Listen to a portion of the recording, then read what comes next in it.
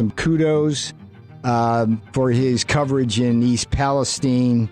That incident, and it's a lot more than that, is going to go down in political history as one of the most underreported significant events in politics. It's going to play very large in the 2024 election cycle. As Steve said, the inflection point for the Donald Trump campaign occurred when Donald Trump went to East Palestine and Joe Biden went to Europe. And we'll be glad to have the Admiral back in the saddle. I wanted to just show him personally that I did steal his pink sheet today, but I'll put it back, Steve, in a safe place. I wanted to just look at this because I wanted to share with you something from peternavarro.substack.com that I put out today. Before I do that, I just want to give you a preview of the show. The first half hour here, I've got an absolute blockbuster reveal, breaking news about a great new book and broader project that the Heritage Foundation is putting out. We're going to have Paul Dans up in just a minute. And then at the bottom of the hour, we're going to first have Jane Zirkle give us an update on the disgrace, which is otherwise known as the persecution of Miles Guo, and then quickly follow that with a nice long-form interview with Clay Clark and discuss at length his path-breaking Reawaken America tour. But first, I just want to comment briefly on this Alibaba thing. Alibaba is a Chinese communist-controlled company that is the leading purveyor of counterfeiting in the world. It was started with theft of intellectual property from American companies. And yeah, it was named after a pirate, Alibaba and the 40 Thieves.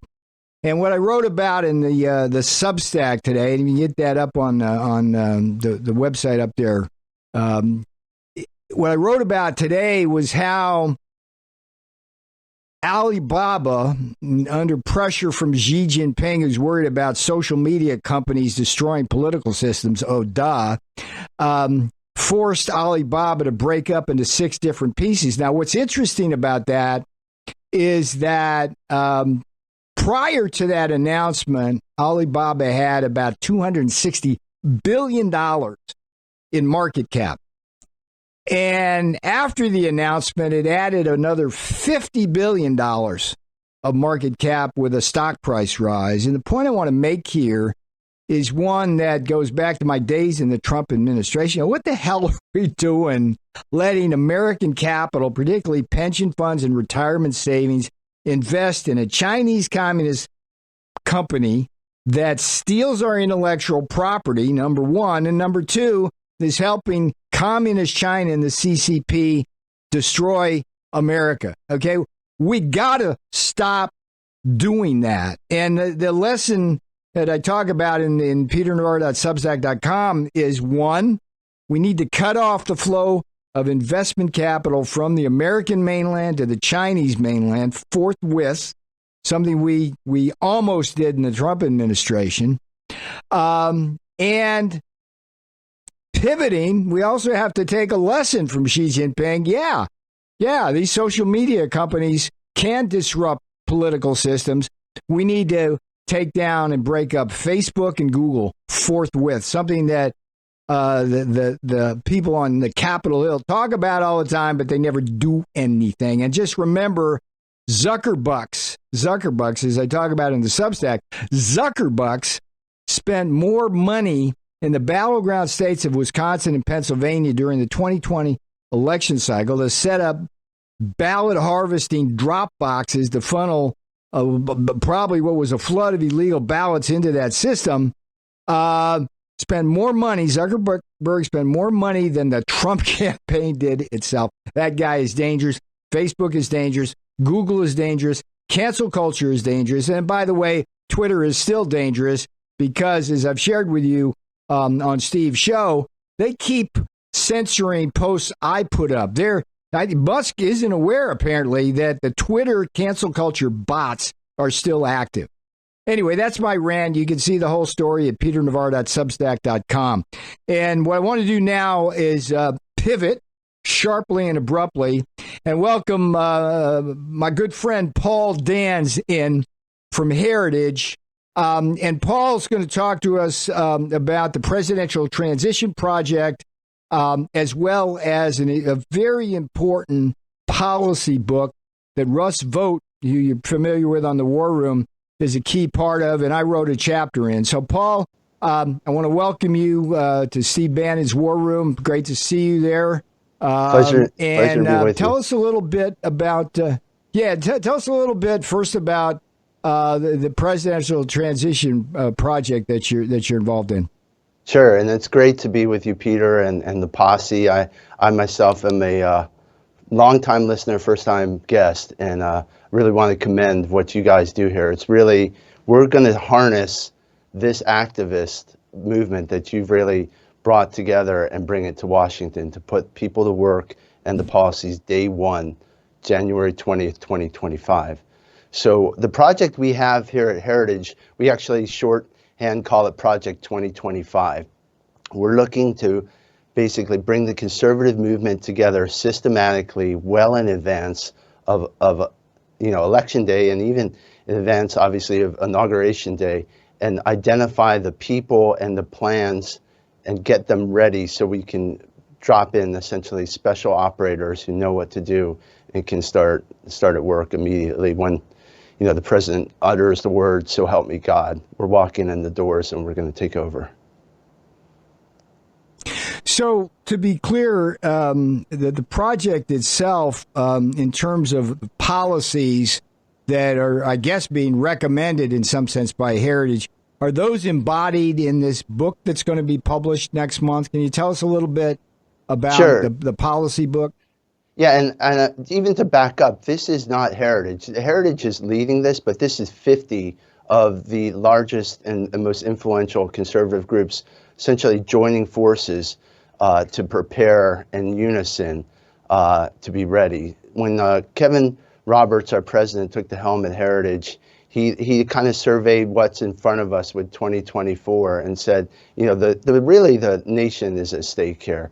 We have 2 years and one chance to get this right, and it can't be on the backs of any one particular think tank. We have to reach out to our brothers and sisters in arms and really come up with a coordinated plan. That's never been done before in the conservative movement. So what we've done here is go back to what Heritage, and we're going on our 50th year here, our anniversary next month. What Heritage really got on the map for, folks may remember, in 1980 was serving up what's called Mandate for Leadership to then President-elect Reagan. And this was a policy book on the order of about 1,000 pages, but it was an agency by agency prescriptive fix that basically set a roadmap, a Bible, if you will, for the fledgling administration to get on the same page and say, this is what success will look like after 4 years. And we also looked at what Heritage had done in the past was also an on-ramp for resumes, but we needed to add to that and we needed to bring everyone together. So we built our project now into 4 pillars. First is a policy book, which we'll talk about, and you are one of our esteemed authors. We're so fortunate to have you on board as well as Russ. Yeah. And 2 is a massive database. 3 is we're doing online training, and 4 is basically transition teams in 180-day plans. We're at project2025.org. People can learn more about it. Yeah, I do want the posse to visit project2020.org. Is that what is it? 2024.org? Project2024.org? Have I got that right? 2025. Project2025.org. 2025. Yeah, okay. Jan 20th, let me say that one more time. 2025. Project2025.org. And the reason why I want you to go there is because it is an interactive experience. So first of all, if you put your name and email address in, you'll be notified when the policy book comes out, and it actually is going to be free online. It's going to be sold on Amazon in hard copy, but you will have an opportunity to get a free copy of it, I guess, in a PDF or some kind of Kindle format. So that's a good thing. Plus, I was looking at it earlier in the day. It's kind of cool. It's got a whole survey to survey your opinion about various types of issues, and it's a fairly broad range of issues. So they'll gather some good data. So I urge you kind of to start there. Before we talk about the book, could you tell me what are some of the other big conservative organizations that are on board with this, Paul? Let's start there. Sure, and it's hard to rattle off all 50, but obviously you mentioned Russ and the Center for Renewing America, the Conservative Partnership Institute, Leadership Institute, American Center for Law and Justice. Basically, you think of them and they've joined this this team. We're all basically trying to avoid duplication of efforts, but crowdsource the great ideas that are across the conservative movement, and really systematically be ready. We had to kind of come together, literally, kind of mend some fences with folks.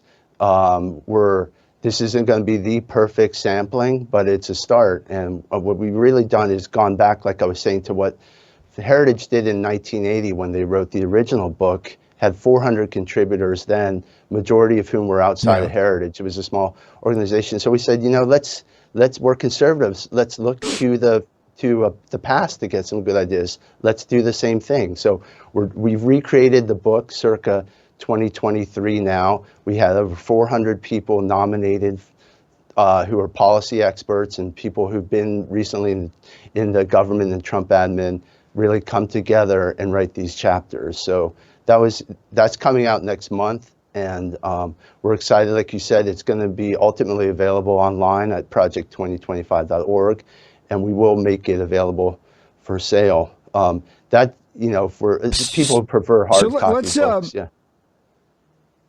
let's talk a little bit about some of the chapters and also within the broader context of how you're going to reconcile or acknowledge some of the cross currents in the Republican Party. We talk a lot in the War Room, and I've written a lot in my Substack and books about traditional republicanism, the republicanism of deregulation and lower taxes for middle-class families that certainly the MAGA folks support. But there are issues such as the border issue and the issue that I'm very involved in, the trade issue, where there's a fairly intense debate between the kind of the traditional Republican wing, the free market wing, the open border wing of the party, and the MAGA Trump folks who take the MAGA view of the importance of secure borders and fair trade. So, for example, in the book, I'm absolutely delighted to be a contributor. When the book deals with the trade chapter, which I'm a part of, it's actually two chapters. And one of them is called The Case for Free Trade, and the other case is my chapter, which is the case for fair trade. And look, Paul, I think that's a great way of handling these cross currents. But tell me a little bit about how the big tent of Heritage is kind of handling some of that. Sure. Well, there's a little bit of difference between 1980 and this year's edition. First, people will remark we're in 2023. The book in 1980 was literally presented to President-elect Reagan in 1981. So he's already been elected by then. Here we're coming out right at the debut of primary season and really trying to establish this is candidate agnostic, whoever becomes the conservative standard bearer, we want to provide a resource to him or her. So we're not here trying to divine what is the conservative dogma and set it out, but what we are trying to do is provide in one simple place kind of a sampling that will show a good distribution of this is where the moment arm of the conservative movement really sits with respect to a certain agency. There are, as you remarked, many places where there's division. And what we've done there in those cases were essentially present the diametric points of view or the divergent points and allow the candidate, him or herself, to elect. So, what we ultimately want to do is literally present this to the folks campaigning for president and say, this is what conservatives want in their standard bearer. And, we want you to start from there and kind of come to us instead of us chasing after you. The book, it's a really thoughtful compendium of people. Everyone's like essentially a volunteer who's doing this, in addition to their day jobs. But folks, part of this esprit is really everyone grabbing an oar and saying we have to get this right. And I can tell you, from my experience, I was in the Trump administration, outsider from government. I was an attorney in private practice in New York. Always aspired to kind of get involved in politics. Didn't have connections in Washington. Didn't really know how to start. And this book and this entire Project 2025 is meant to bring new blood to Washington. We want the posse. Not everyone can do this, but we want those listening today to say, hey, I got 2 years. Now, this is really my chance to come to Washington. And this Project 2025 is going to be the portal through which you enter into that service.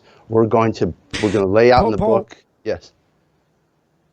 Yeah, Paul, on that point, I want to wax a little eloquent briefly on this online training component, because Steve Bannon's War Room is all about action, action, action. Steve has all sorts of projects like the precinct strategy, which gets people involved. What is the online training train people to do to grab a hold more of their fate and follow the canon of Steve Bannon, action, action, action? What is that all about? What are they getting trained if they sign up? I'm sure, is it like woke principles or diversity, or is it something else? No, well, as I was saying, this entire project is a clarion call for folks in what you like to, joke. We all joke as the real heart of America, what liberals deride as flyover country. But for us deplorables, this is the heart and soul. We want folks like that who have strong convictions and skill sets and specialties to be able to say, I can work in this federal government.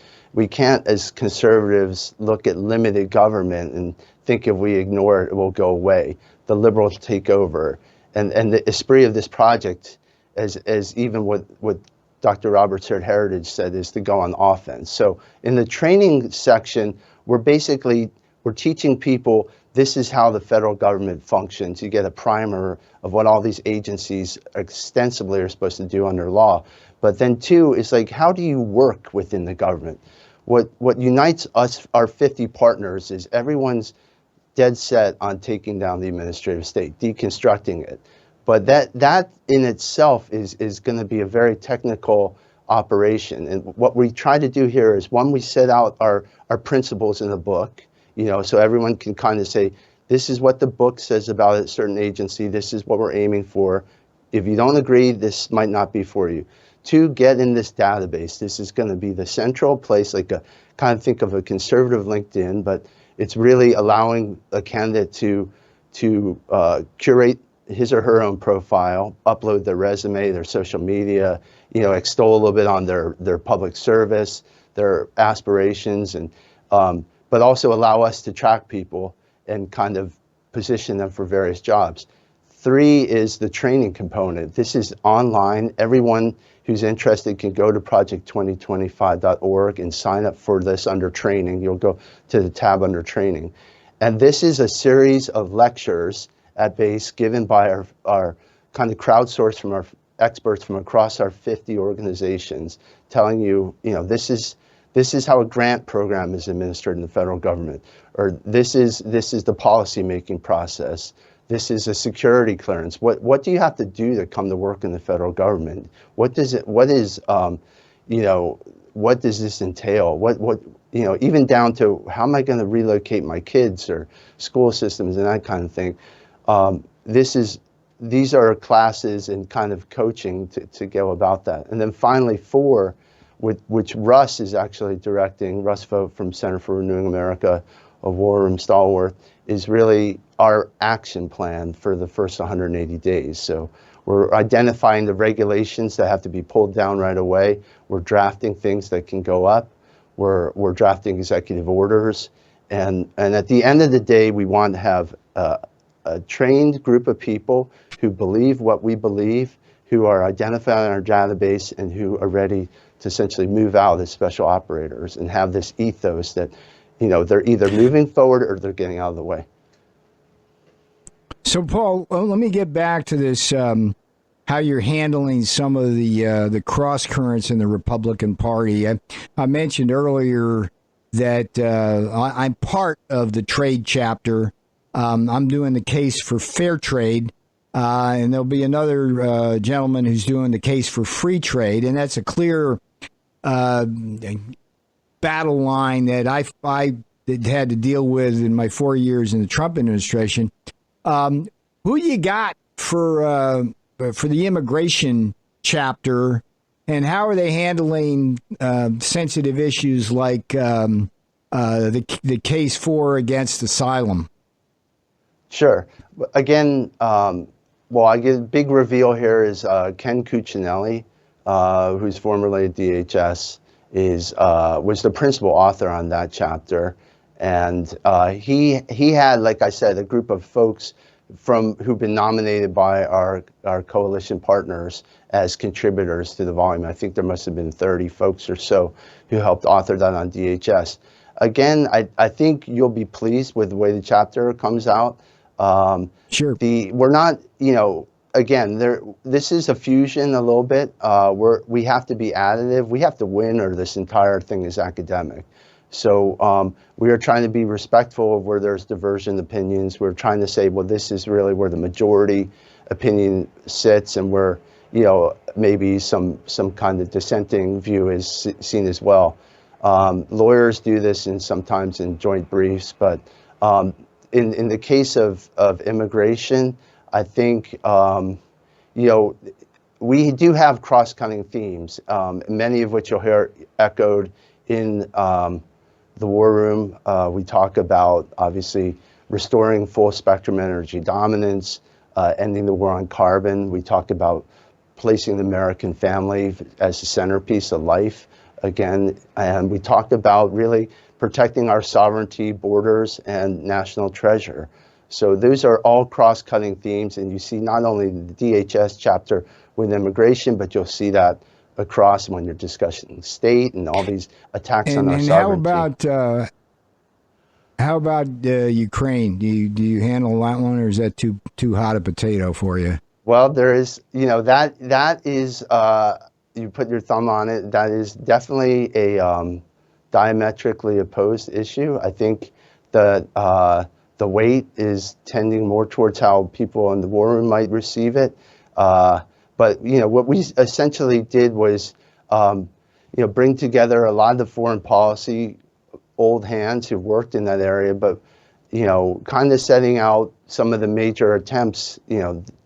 President Reagan used to call it the deep state department, and we were beginning to make inroads there. But it's a complicated thing to undo. It's complicated. Hey, I got to tell you though, you're making me a little nervous when you talk about the old hands, because that takes me back to the days we got into places like Iran and Afghanistan and Hindu Kush. I hear you.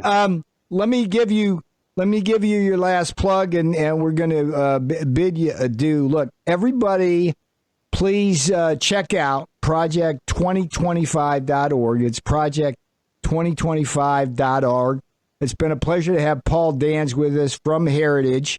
This project is basically an umbrella project of 50 conservative groups coming together. And look, just go to the website, sign up. You can get the free book online, and there's all sorts of other good stuff. Paul, the book's coming out next month in April, and it's the 50-year anniversary of Heritage, where you'll be having a big soiree. And I thank you for taking the time to come on the War Room. Although coat and tie is optional on the War Room, just so you know. Yeah. But anyway, give my regards to the folks at Heritage, and We'll see you next at the event when the book comes out, Paul. Thanks again. Thank you, Peter. Thanks, Warren. All right, my brother. All right, we got about 60 seconds here to set up the next half hour. You can't go away because there's two things that are going to happen. Miles Guo, I want to talk a little bit about the latest in the persecution of Brother Miles. And we're also going to have a really thoughtful discussion with Clay Clark about a really important grassroots phenomenon that's sweeping this country called the Reawaken America Tour. The next one's going to be down in Miami at Trump's Doral, May 12th and 13th. I'm going to be there myself. It'll be the first time I'll be in person in one of these things. So when we come back, stay with us. When we come back, we're going to be having a great next half hour. In the meantime, buy that Mike Lindell stuff. That's what it's all about. We got to support the armor-piercing shell known as Mike Lindell. Peter Navarro, we'll see you just in a few minutes. Stay with us. War Room Battleground with Stephen K. Bannon. Peter K. Navarro sitting in for the Admiral. The Admiral will be back in the War Room tomorrow morning. He's steering his way back from epic performance and show in East Palestine. The epic performance was not by Stephen K. Bannon, but rather by the citizens of that beleaguered town who are getting just run over by Joe Biden and Pete Buttigieg and the Biden EPA and everybody in between. Okay, so I'm going to welcome Jane Zirkle onto the set to talk about one of the most complicated things. Jane, let me see if I get this straight. Miles Guo, who is a Chinese expat, arguably the single most important Chinese expat trying to take down the CCP, is being hounded, persecuted, and now thrown in jail by the Department of Justice. And the backdrop to all of this is a fascinating case with this musician, Prez, I can't even pronounce his name, but he was part of a group with Lauryn Hill and Wycliffe back in the 90s. They made a ton of money, and this guy goes off on his own. And he's accused by the federal government of getting in bed with a Chinese scam artist who paid the singer, the American singer, to manipulate people like Steve Wynn and others. Yeah, Steve Wynn, the guy who owns all the casinos in China, to extradite Miles back to communist China because obviously Miles was exposing all of the crimes of the Chinese Communist Party. So I guess, Jane, what does this trial mean for the freedom of Miles Guo? That's the only thing I care about. Jane. Well, that's right. Praz Michel is facing trial for numerous charges ranging from conspiracy to money laundering to working to not registering as an agent of China. He met with the Vice Minister of Security of China on behalf of the CCP, who was working to have Miles Guo extradited. And this was because he was working with a gentleman by the name of Zhou Lo, who was involved in a very notorious financial scandal, the 1MDB scandal involving the Malaysian government, in which billions of dollars were embezzled. And Zhou Lo was sort of a Hollywood Great Gatsby type who met Praz Michel. And when Praz became interested in the political world, Joe saw an opportunity to get involved as well. And actually around $1 million of the stolen Malaysian money went to the Obama. Jane, forgive me here. I just want you to tell me, we can't get, this thing is too complicated to relate. Just tell me, is this going to help Miles get his freedom, and why? I think it definitely has a good chance to impact that case because it shows how several co-conspirators operated with CCP officials to have Miles Guo extradited. Figures such as Elliot Brody and George Higginbottom, who have already pled guilty to charges related to this matter. And this is sort of the missing link between the money and the meeting with the CCP official that really shows just how deep CCP interference runs in the judicial system. Great.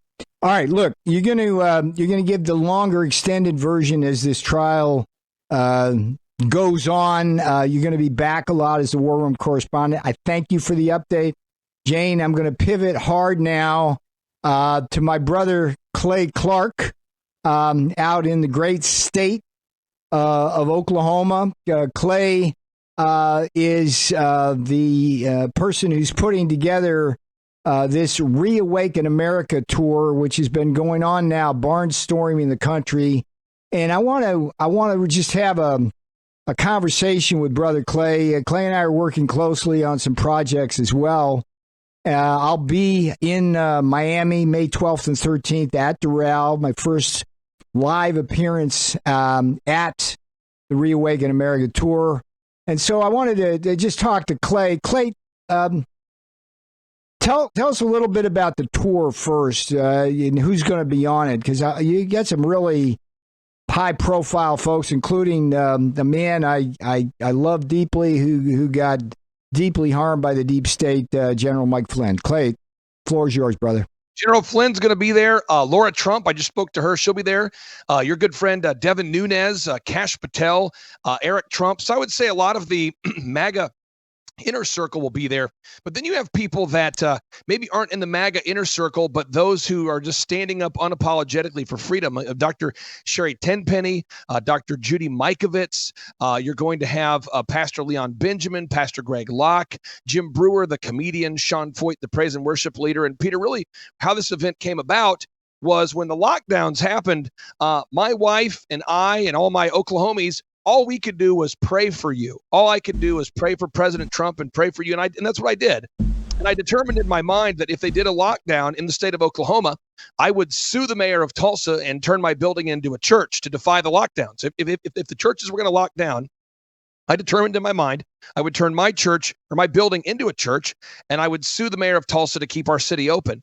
And I did just that when the lockdowns were announced, and we started hosting weekly town halls. When you weren't supposed to have 10 people or more in a space, we would have 100 people in a space or 1,000 people in a space. And at one of those town halls, I met General Flynn, America's general, and he and I got to talking.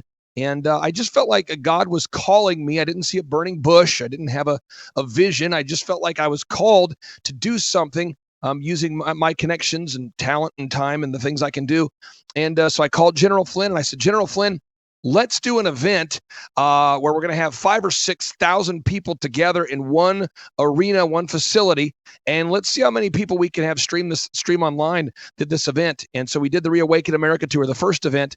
And if you can believe it or not, we had over 5,000 people in the same place when we weren't supposed to be getting together. We had over 50,000 people request a ticket. But what really blew my mind is we had over 7 million people that streamed the event online. And what I thought was going to be just one event, Peter, General Flynn called me and said, can we do one more? So we did one more event in Florida. And now here we are 20 events later, taking the Reawaken America tour to Trump Doral in Miami, Florida. And for anybody out there listening, we have scholarship tickets, which means that anybody can afford these events. So if you go to timetofreeamerica.com and you request a ticket, you don't have to be rich to be able to go. You don't have to have you don't have to know somebody. You just have to request those tickets. And we have just under 700 tickets available right now for Miami, Florida, Trump Doral. That's timetofreeamerica.com. Do me a favor, because I love that you talk fast and you get a lot of info out. Say that website really slowly where they can get the tickets, and say it twice for me, brother. It's timetofreeamerica.com, timetofreeamerica.com. Also, I've written this on my cup. I'm heavily inspired by Dayquil today there, Peter. So this is my phone number. You can text this number, 918-851-0102. 918-851-0102. The Oklahoma allergies are getting me, so I'm kind of on the Dayquil drip right now. So this is my chaser, but you can text that number 918-851-0102. All right, do me a favor. Let's talk a little bit about like a serious kind of step back a little bit. Tell us a little about who Clay Clark is, and where you grew up, and how you came to be somebody with a mission. Because as I've come to know you fairly well now, your mission really is one dedicated to restoring this country to its values and greatness. So how did you go from where you're sitting now, from where you started? What's the Clay Clark story in a nutshell, brother? My mom and dad were wonderful people. Tom Clark, may he rest in peace. My mom, Mary. And I grew up really poor. My dad worked at a gas station, and he delivered pizzas for Domino's Pizzas in his late 30s to provide for our family. And at the age of 15, I resolved in my mind that I wouldn't be poor anymore. So I read, Think and Grow Rich by Napoleon Hill. I read all the Norman Vincent Peale books. I read How to Win Friends and Influence People by Dale Carnegie, Robert Kiyosaki, Rich Dad, Poor Dad. And then I got 3 jobs. I worked at Applebee's, Target, and DirecTV. And before the age of 22, I had built a multi-million-dollar entertainment company called DJConnection.com, which I don't own, and I haven't owned for over 10 years. But that company, we were doing over 4,000 events a year, Peter. We were doing weddings and corporate events, massive events. And I sold that business, and then I got involved in the following industries. I got involved in the dental industry. I got involved in the photography industry, in the legal industry, in the real estate industry, and the home flipping industry. This is a real thing. In the dog training industry and the carpet cleaning industry, it's a lot. And if you go to thrivetimeshow.com and you click on testimonials, you can see. But basically, I'm a guy who developed 200 plus income streams, or 200 plus brands. And so how I make money is I charge people a flat fee to grow their business, and then I get a small percentage of the growth. And that's how I make money. And so I'm kind of betting on myself, because if I'm not generating revenue or growth for my client, I'm not making any money.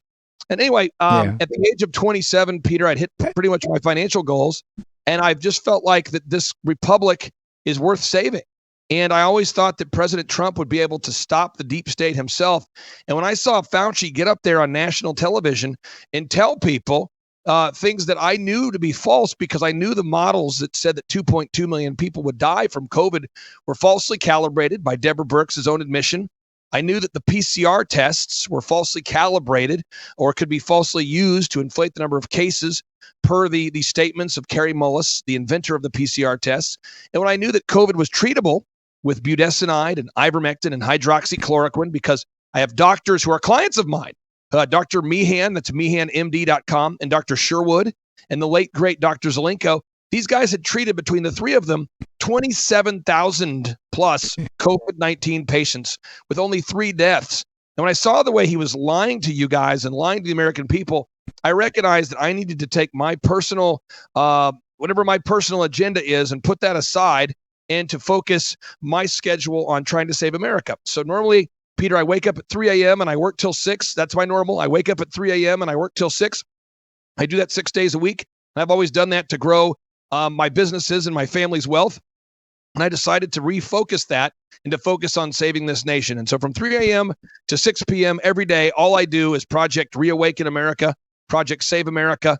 And that's why we let people name their price when they come to our events, because I don't want anybody to be unable to know the truth, because we are in a very perilous time in this nation. And if it wasn't for great folks like Steve Bannon, like yourself, General Flynn, Kash Patel, et cetera, we would be in a far worse situation. And I just feel like you guys need some reinforcements. And so I know I wasn't invited by you to join the party, but hopefully you feel the love and support of people like myself that are just trying to help support you and get the message out. So what your story tells me, you were like the quintessential American entrepreneur. This country was made for you. Did you graduate from high school? Did you ever go to college? Did you just hit the ground running? Well, I'm a big fan of case studies. So I went to high school and I graduated early, or I finished high school early. And in Minnesota, if you have all your credits, you can go to college early. So I graduated just like everybody else, but I went to college early during my junior and senior year. I transferred to Oral Roberts University. And I'm not being disparaging of Oral Roberts University, but I remember talking to my professor and I said, Mr. Professor, how much money do you make? He told me the number. And Peter, I was DJing weddings. And I had a company, and we were charging $600 per event. And at the time, I was doing about 500 events a year. Yeah. I thought to myself, I could make 10 times what my professor makes per year if I would just drop out and focus on that. And so I began reading case studies. And so what I do is I'll get a book, and I'll just give you an example. I'll get a book like this, The Collapse of the Dollar. This is over a decade old. And what I do to books is probably unethical, but I read them, I highlight them, I take notes on every page, I dog ear them, and I apply what I'm learning into my life and businesses. So I taught myself Photoshop and videography and accounting and bookkeeping, and I just devour case studies. So if you ever come to Tulsa to my man cave, you'll see all these books that I've studied. And if I ever get stuck, I find somebody who's very good at that task. So when I started a photography company, believe it or not, I didn't know how to take photos, had no interest in photography, but I thought to myself, you know what, that could be a profitable industry. So I hired a wedding photographer to teach myself and my team, and I built all the systems, and I have a four-step process, Peter. Step 1, you find a problem, which people have a lot of problems. Step 2, you solve the problem. Step 3, you try to sell the solution. And step 4, you nail it and scale it. And that's how I'm involved in all these industries. So I'm just a lifetime learner, a voracious reader, and I really do. I mean this sincerely. I love your podcast because your podcast says it's like a daily briefing where you take something that could be said in 3 hours and you say it in 10 minutes.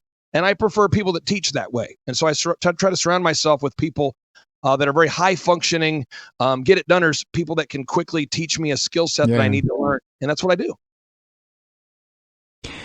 Yeah, thanks for mentioning the podcast and Substack. I just put a little plug in. It's peternavarro.substack.com. And yeah, what I'm trying to do with that, Clay, is basically provide the best, what I call short form podcast at the intersection of politics and economics that's out there. And Thomas Jefferson once famously wrote that I would have written you a shorter letter, but I didn't have the time. And what I'm trying to do in the podcast is use my time to save your time to hit that. So thanks.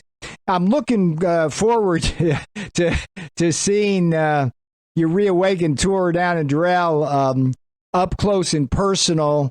And folks can stream that as well. Let's go through once more how they can sign up for it, the fact that there's scholarships available, and that this stuff is both, I guess, live streamed, and then after the fact you archive it, right? Yeah, if you go to rumble.com and you search for the Thrive Time Show, there you'll be able to watch the event for free. But what we do, Peter, is we pack in, if people can believe this, we pack in 70 plus speakers during a 2-day event. We have every speaker gets a 15-minute runway to share the truth. You'll be given a half hour, but most speakers are given a 15-minute window to share the truth. And what we do is there's no teleprompters, there's no corporate sponsors. And if people go to timetofreeamerica.com, you can request a ticket. And I tell people, if you could pay $250 for a regular price ticket, that would be great.